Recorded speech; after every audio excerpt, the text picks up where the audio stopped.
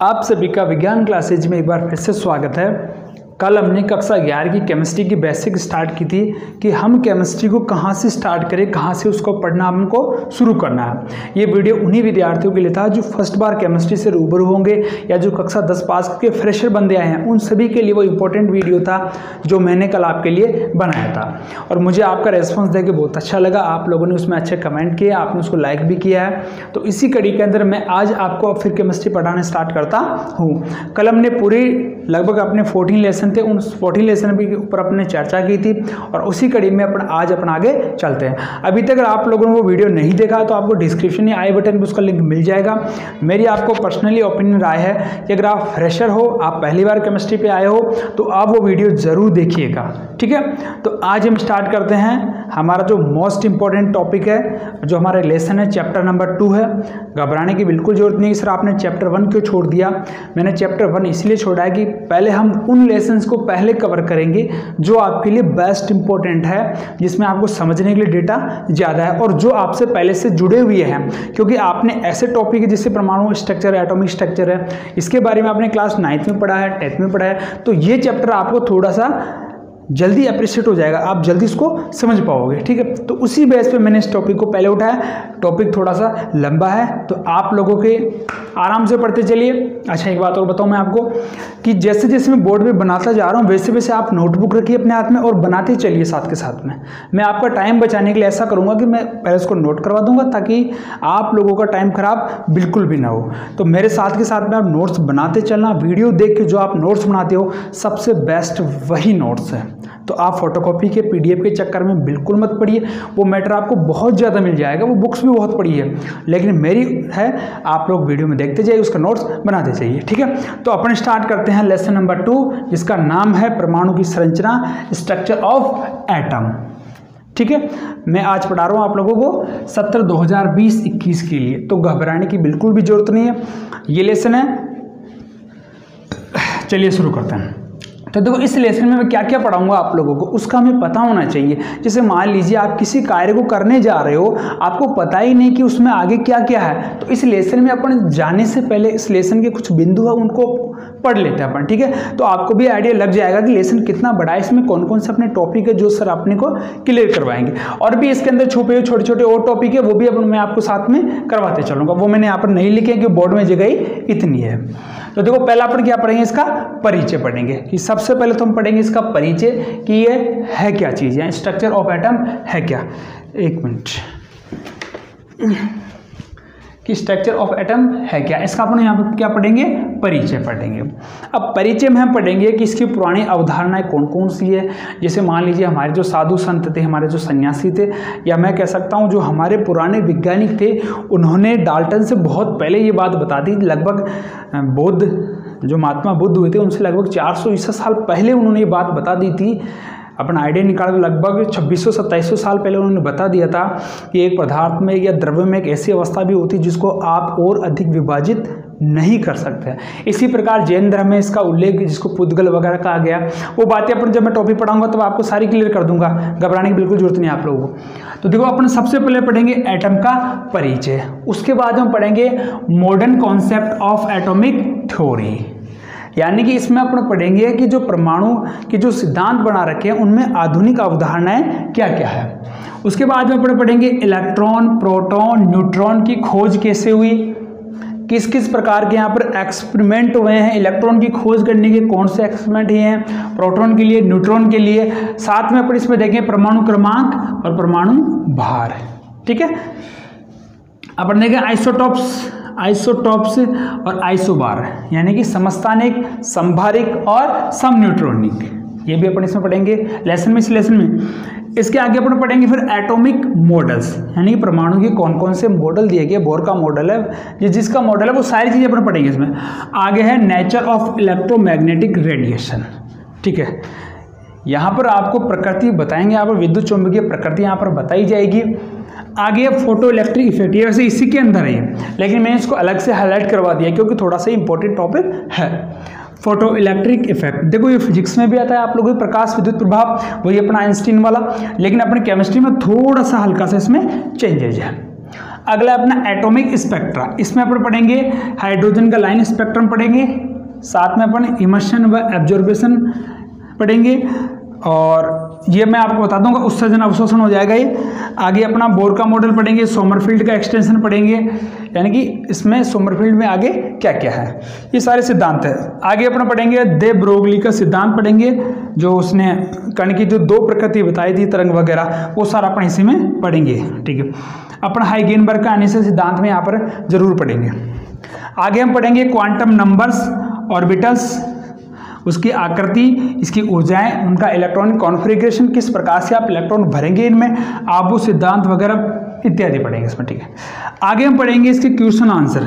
इस लेसन के जो क्वेश्चन आंसर होंगे या आपके द्वारा जो क्वेश्चन पुटअप किए जाएंगे वो सारे अपने यहाँ पर सोल्व करेंगे, ठीक है। तो मैं सभी को मिटा देता हूँ, आप लोग नोट करना चाहो तो नोट कर लीजिए वीडियो को पॉज करके आराम से। तो हम सबसे पहले पढ़ेंगे परमाणु की जो संरचना पढ़ रहे हैं, एटॉमिक स्ट्रक्चर हम पढ़ रहे हैं, उसमें पढ़ेंगे इसका इंट्रोडक्शन। तो मैं आप लोगों को थोड़ा इंट्रोडक्शन वापस रिवाइज कर देता हूँ। जैसा कि हम लोगों को पता है कि परमाणु होता क्या है, एटम होता क्या है, पदार्थ की वह सूक्ष्मतम अवस्था जिसे आप और विभाजित नहीं कर सकते। जैसे मान लीजिए आपने एक पत्थर लिया, आप उस पत्थर को आप पीटते जाइए, तो आप क्या करेंगे, उसको तोड़ते जाएंगे, तोड़ते जाएंगे, तोड़ते जाएंगे, उसको मतलब पूरा बारीक आप लोग उसको पीस देंगे।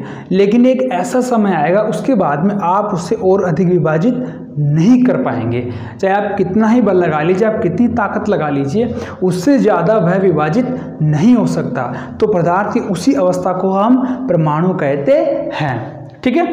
तो इसका अपन पढ़ते हैं, पहले इंट्रोडक्शन के साथ में पढ़ते हैं इसका ऐतिहासिक, यानी कि जो डाल्टन वगैरह ने, जो आधुनिक वैज्ञानिकों ने जो हमें थ्योरीज दी है, उससे हजारों साल पहले भारतीय जो दार्शनिक थे, भारतीय जो ज्योतिषी थे, या भारतीय हमारे जो वैज्ञानिक थे असली, उन्होंने सारी बातें हमारे को बता रखी है। जो हमारे वेद पुराण है, जो हमारे धर्म ग्रंथ है, उन सभी में अलग से इन्होंने पुटिकाएँ लिख रखी है, ठीक है। तो हमें उनका भी पता होना चाहिए, तो मेरे साथ साथ लिखते चलना। तो देखो सबसे पहले इसके बारे में बताया जाता है महर्षि कणाद के द्वारा। महर्षि कणाद ने अपनी पुस्तक में लिख रखा है, और ये पुस्तक कब की है, बुद्ध से 800 वर्ष पहले, जो महात्मा बुद्ध हुए थे उनसे भी 800 वर्ष पहले। तो आप सोच सकते हैं लगभग 2500 से 3000 साल पुरानी ये बातें हैं, और उन्होंने इतने साल पहले ये बात बता दी थी कि द्रव्य की एक ऐसी अवस्था भी होती है जिसे आप और अधिक तोड़ नहीं सकते, या जिसका आप और अधिक विभाजन नहीं कर सकते। तो देखो इनकी परिभाषा ये थी द्रव्य। तो मैं आपको एक बात बता दूं, जैसे आपको पता होगा द्रव्य को अंग्रेजी हम बोलते हैं मैटर।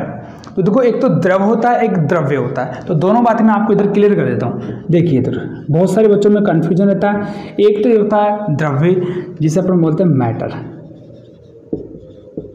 ठीक है। एक होता है हमारा द्रव, मैं अभी बता देता हूँ आप लोगों को। ये हमारा हो गया लिक्विड। दोनों में फर्क है। इसे अपन बोलेंगे पदार्थ। क्या बोलेंगे अपन इसको, हम पदार्थ। और ये है हमारी एक अवस्था, पदार्थ की एक अवस्था है, जैसे ठोस, द्रव, गैस, यानी पानी हो गया, समझ लो तो क्या पानी, और ये एक अपना पदार्थ है, ठीक है। तो अब मैं थोड़ा सा आपको इसी के साथ में एक बात और बता देता हूँ। जैसे मान लीजिए आप लोग पदार्थ बना तो कैसे बना है, जैसे ये परमाणु है, ये क्या है, कोई परमाणु है, एटम हो गया। आराम से समझ लेना पहले इसको, एटम हो गया। जब बहुत सारे एटम आपस में जुड़ जाएंगे, एटम तो क्या है, पदार्थ का वह एक भाग है, यानी सबसे छोटा भाग है जिसको आप अधिक तोड़ नहीं सकते हैं। तो ये एटम है। इस एटम को जब आप आपस में जोड़ेंगे, या एटम जब आपस में जुड़ेंगे, कैसे जुड़ेंगे वो भी अपन आगे पढ़ेंगे। अपना जो 4th लेसन आएगा उसमें अपने पढ़ेंगे केमिकल बॉन्डिंग वगैरह में। तो जब बहुत सारे एटम आपस में जुड़ जाएंगे तो क्या बनाएंगे, अणु या मॉलिक्यूल। क्या बनाएंगे इधर, अणु या मॉलिक्यूल, ठीक है। और ये अणु या मॉलिक्यूल मिलके आगे फिर अपना किसका निर्माण करते हैं, पदार्थ का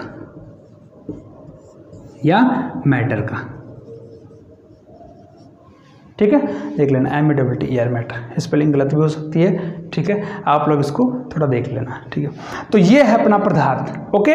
तो अपने बिंदु पे आते हैं। तो ये आपको पता लग गया इन्होंने क्या कहा, द्रव्य की रचना यानी कि पदार्थ का निर्माण, रचना का मतलब होता है किसी चीज को बनाना, तो द्रव्य की रचना सरल यानी कि सिंपल वह अपरिवर्तनीय कणों से हुई जो बदलते नहीं हैं। अपरिवर्तन यानी कि परमाणु में ऐसे गुणधर्म होते हैं जो बदलते नहीं हैं। आप एक चीज पे विचार कीजिए, कोई मान लीजिए आपने को दो पत्थर लिए, एक पत्थर का रंग सफेद है, एक पत्थर का रंग काला है, ठीक है। तो देखो सफेद यानी कि उसके परमाणु का जो भौतिक जो उसके गुण है वो कैसे हैं, अलग हैं, और काले वाले के अलग हैं जो बदलते नहीं हैं। तो अपरिवर्तनीय कणों से हुई है, अपरिवर्तनीय कणों से हुई है जिन्हें परमाणु कहा जाता है। तो सीधी सीधी बात होगी सर, इस पदार्थ का इस द्रव्य का निर्माण किससे हुआ है, इस परमाणु से हुआ है, ठीक है। तो इस पदार्थ का इस द्रव्य का निर्माण किससे हुआ, इस परमाणु से हुआ है जो विभाजित नहीं हो सकता है।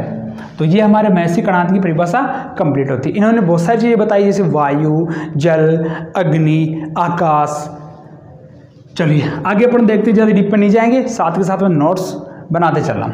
जैन दर्शन के अनुसार, जैन दर्शन भी है इसमें, बौद्ध दर्शन भी है, तो आपको थोड़ा सा मैं बता देता हूँ। अनेक पदार्थों के मिलने से एक नया पदार्थ बन सकता है। अनेक पदार्थों के मिलने से क्या बन सकता है, एक नया पदार्थ बन सकता है। ये मान लीजिए ये आपस में जुड़ेंगे तो क्या बना सकते हैं, एक नया पदार्थ बना सकते हैं। और एक ही पदार्थ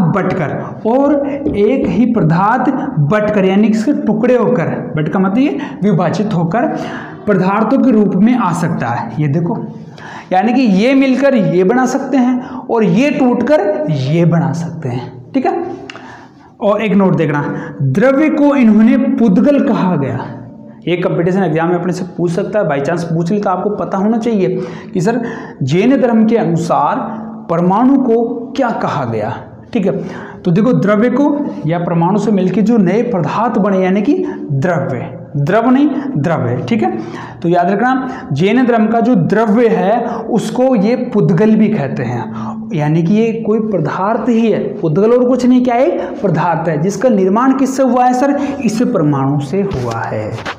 समझ में आ गई मेरी बात, रिपीट कर रहा हूँ, फटाफट आराम से दोबारा देख लिए, आराम से समझ लिए, जल्दबाजी बिल्कुल मत कीजिए। वीडियो समझ में नहीं आए तो एक बार दोबारा देख लेना, ठीक है। देखो सपोज करो ये एटम है, ठीक है, मॉलिक्यूल बने, जब ये एटम आपस में जुड़ेंगे तो क्या बनेंगे, अणु बनेंगे। इससे क्या बन गया, हमारे एक द्रव्य बन गया यानी एक पदार्थ बन गया। इसे द्रव्य को हटा दीजिए, द्रव्य बन गया, ठीक है। अब देखो सपोज करो जब ये छोटे छोटे अणु मिलकर एक नया पदार्थ या द्रव्य बना सकते हैं, तो एक बात सोचो आप लोग, क्या ये द्रव्य टूटकर अणु नहीं बना सकता और अणु टूटकर परमाणु नहीं बना सकता? बिल्कुल सर बना सकता है, इसमें कोई डाउट नहीं है। तो हम ये डायरेक्ट बोलेंगे इस बात को कि सर इस पदार्थ का निर्माण इस परमाणु से हुआ है, या मैं कह दूं कि सर इस द्रव्य का निर्माण इस परमाणु से हुआ है, ठीक है। तो ये था हमारे परमाणु का एक ऐतिहासिक बैकग्राउंड। अब हमारे टॉपिक के ऊपर स्टार्ट करते हैं, फटाफट आप उसको नोट लीजिए, नोट करना चाहते हैं तो एटम। एटम होता क्या है, एटम को अपन हिंदी में परमाणु बोलते हैं, इंग्लिश में अपन इसको एटम बोलते हैं। एटम ग्रीक शब्द से बना हुआ है। एटम का वास्तव में निर्माण किससे हुआ है, ग्रीक शब्द से हुआ है, और ग्रीक है एटोमिया। ग्रीक शब्द कौन सा है, एटोमिया, इसी से इस एटम का निर्माण हुआ है, जिसका अर्थ होता है नॉन डिविजिबल। नॉन डिविजिबल अर्थात जिसका हम कोई विभाजन नहीं कर सकते उसे हम कहते हैं नॉन डिविजिबल, और इसी को अपन एटोमिया कहा गया ग्रीक भाषा में, और अंग्रेजी में अपन इसको एटम कहते हैं, ठीक है। तो ये इसका हो गया, इसका शाब्दिक अर्थ है। तो अब अपने स्टार्ट करते हैं हमारे टॉपिक की ओर, modern concept of atomic theory. यानी कि जो हमने जैसे अभी थोड़ी देर पहले हमने पढ़ा कि हमने ऐतिहासिक जैसे कणाद के बारे में पढ़ा, जैन धर्म के बारे में पढ़ा, तो इन्होंने जो अपनी धारणाएं दी थी उससे अपन आगे चल रहे हैं। तो अब आधुनिक अवधारणा लगभग 17वीं 18वीं सदी से स्टार्ट होती है कि परमाणु के विषय में ऑथेंटिक नॉलेज कहां से मिला अपने को। तो देखो सबसे पहले वह एटॉमिक स्ट्रक्चर मॉडल तरंग यांत्रिकी सिद्धांत पर आधारित है। अब ये तरंग यांत्रिकी क्या चीज आ गई, ये आप लोग फिजिक्स में पढ़ोगे और मैं इस लेसन में भी आपको पढ़ाऊंगा, ठीक है। वेव यानी कि तरंगे, तरंग का मतलब हो गया किस प्रकार से संचरण करती है, उसकी मैकेनिक्स अपने यहाँ पर देखेंगे। सर्वप्रथम परमाणु खोजा गया, बाद में उसमें इलेक्ट्रॉन प्रोटॉन खोजे गए। यानी कि सीधी सी बात होगी, सबसे पहले सर ये परमाणु खोजा गया, उसके बाद में इस परमाणु के अंदर जो पार्टिकल्स होते हैं, परमाणु कौन कौन से पार्टिकल होते हैं, मोस्टली इलेक्ट्रॉन, प्रोटॉन, न्यूट्रॉन। तो इनकी खोज बाद में हुई थी, सबसे पहले किसकी खोज हुई, परमाणु की खोज हुई। ठीक है, आप साथ के साथ में नोट्स बनाते चलना, मैं इसीलिए यहाँ पर बोर्ड पे आपके लिए थ्योरी उतार रहा हूँ और आपका समय बचा रहा हूँ, इसलिए मैं इसको पहले नोट कर देता हूँ ताकि आपका टाइम बचता रहे, क्योंकि लिखने में टाइम क्या थोड़ा सा ज्यादा खर्च हो जाता है। रदरफोर्ड का परमाणु मॉडल परमाणु स्पेक्ट्रम की व्याख्या नहीं कर सकता। तो देखो डाल्टन के, जॉन डाल्टन के बाद में आया था रदरफोर्ड का मॉडल। हेनरी रदरफोर्ड ने जो मॉडल दिया था वो डाल्टन के बाद में आया था, लेकिन डाल्टन का सिद्धांत में जो कमियां थी उसको तो रदरफोर्ड ने दूर कर दी, लेकिन रदरफोर्ड का सिद्धांत में ऐसी बहुत सारी चीजें थी जिनको एक्सप्लेन नहीं कर पाया, जिसके लिए बाद में कौन आया, नील्स बोर आया। तो रदरफोर्ड का परमाणु मॉडल परमाणु स्पेक्ट्रम की व्याख्या नहीं कर सकता। स्पेक्ट्रम का मतलब क्या हो गया, इसकी जो वेव थी या जिसे अपन बोलते हैं जिसमें तरंग दैर्ध्य वगैरह, तो ये इसकी इंटरनल, सीधी भाषा में अभी आप इतना समझो कि इसकी इंटरनल यानी उसके अंदर क्या क्या चीजें हैं, किस प्रकार से वो ऊर्जा अवशोषित करता है, किस प्रकार से ऊर्जा को देता है, यानी उत्सर्जन, अवशोषण, इन सारी चीजों के बारे में डिटेल से रदरफोर्ड का मॉडल नहीं बता सकता है। बोर ने किसमें संशोधन किया, किसमें, देखो बोर ने किसमें किया, जॉन डाल्टन ने भी किया उसने, और रदरफोर्ड में, दोनों के सिद्धांतों बोर ने संशोधन किया। और ये सिद्धांत या तो क्वांटम सिद्धांत पर आधारित है। क्वांटम का मतलब समझ लो, इसीलिए इसमें आपको आगे समझाऊं, क्वांटम नंबर्स आएंगे। क्वांटम का मतलब कोई ऊर्जा है, एक ताकत है। ठीक है, पदार्थ की डबल नेचर, यानी कि पदार्थ जो द्रव्य होता है उसकी दो अवस्थाएं होती है, यानी मैं बोलूं उसके दो नेचर यानी गुण होते हैं। कभी इस प्रकार से व्यवहार होता है और कभी उस प्रकार से व्यवहार करता है। जैसे कई लोग होते हैं ना, अपने सामने अच्छा अच्छा मीठा बोल देंगे और पीठ पीछे अपनी बुराई कर देंगे, यानी कि वो किस नेचर के आएंगे, डबल नेचर के आएंगे। तो पदार्थ में कैसा होता है, डबल नेचर होता है। कौन कौन सा, कभी तो वो तरंग की तरह व्यवहार करते हैं और कभी आपके कणीय व्यवहार करते हैं। तो याद रखने, दोनों व्यवहार करता है कौन, द्रव्य या पदार्थ करता है। ठीक है, इसी के बाद में कौन आया, हाइगेन का अनिश्चित सिद्धांत गया। उसके बाद में हमें पता लगा कि इलेक्ट्रॉनों का परमाणु के अंदर वितरण किस प्रकार से होता है, किस प्रकार से इलेक्ट्रॉन कक्षकों में भरे होते हैं, ये सारी चीजें हमें बाद में पता लगी। और कितनी मात्रा में भरे रहते हैं, यानी कहां पर इलेक्ट्रॉन मौजूद होते हैं, उनकी स्थिति क्या है, ये सारी चीजों का हमें पता बाद में चलता है। और ये सारा किसमें आता है, modern concept of atomic theory में। देखो डाल्टन ने जो अपना सिद्धांत दिया था सन 1808 में, तो डाल्टन ने सीधी सीधी एक लाइन बोली थी कि परमाणु पदार्थ का मूल कण है।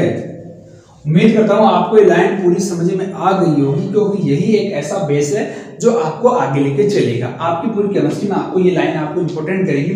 तो मैं इसको एक बार वापस से एक्सप्लेन कर देता हूं कि परमाणु, जैसे मान लीजिए परमाणु ये, ठीक है, ओके, पदार्थ का हमने अभी थोड़ी देर पहले देखा था, इस पदार्थ बनता किससे है, जब परमाणु बहुत सारे आपस में जुड़ते हैं तो क्या बनाते हैं सर, अणु बनाते हैं, और अणु मिलके क्या बनाते हैं, पदार्थ बनाते हैं। तो एक बात मेरी बात सोचो कि क्या इस पदार्थ में ये परमाणु मौजूद नहीं है क्या, बिल्कुल है सर, कैसे नहीं इसमें, तो यानी कि ये पदार्थ या द्रव्य बना किससे, इस परमाणु के द्वारा ये बना है, यानी इसकी रूट पार्टिकल्स, यानी इसका रूट पार्टिकल्स कौन है, यहाँ पर परमाणु है। तो ये बात कौन बता रहा है, डाल्टन बता रहा है। अब देखो इसको नोट करना है तो आप नोट कर लीजिए, मैं इसको मिटा के आगे वो लिखता हूं उसमें। अब सुनो मेरी बात, जैसे आपने देखा कि सर ये परमाणु मिलकर अणु बना रहे, अणु मिलकर द्रव्य बना रहे, तो मैं एक लाइन बोलता हूं कि सर द्रव्य, कि सर द्रव्य किससे बनके बना हुआ सर, परमाणु से। तो द्रव्य का मूल कण कौन है सर, परमाणु है। ठीक है, अब ये देखो आप लोग कि जैसे डाल्टन ने अपना जो सिद्धांत दिया था तो उसमें धीरे धीरे क्या क्या कमियां नजर आई, तो मैं आपको अभी फटाफट इसमें कमियां भी बता देता हूं, साथ में किस प्रकार से जैसे जैसे आगे लोग बढ़ते गए, जैसे जैसे वैज्ञानिकों ने अपनी खोजें बढ़ाते गए, क्यों, क्योंकि तकनीकी का विकास भी धीरे धीरे बढ़ता गया। तो जैसे जैसे धीरे धीरे तकनीक का विकास बढ़ता गया, वैसे वैसे कोई नई पार्टिकल्स खोजने लगे, किसी ने इलेक्ट्रॉन को खोजा, किसी ने न्यूट्रॉन को, किसी ने प्रोटॉन को, तो वो बहुत सारी चीजें अपने आप आगे बढ़ते हैं। इसको उतार लीजिए एक बार आप। तो हम इससे आगे देखते हैं डाल्टन के सिद्धांत की कमियां, कि डाल्टन के सिद्धांत ने एक आधार दिया था परमाणु के लिए, लेकिन इसके सिद्धांत में बहुत सारी कमियां भी थी यहाँ पर, और उन्हीं कमियों की वजह से यहाँ पर आगे से नई रिसर्च हुई, आगे नई खोजें हुई, और उन्होंने डाल्टन के सिद्धांत की जो मूल सिद्धांत थे या उनकी जो मूल थ्योरीज थी उनमें क्या कर दिया गया, धीरे धीरे परिवर्तन किया गया।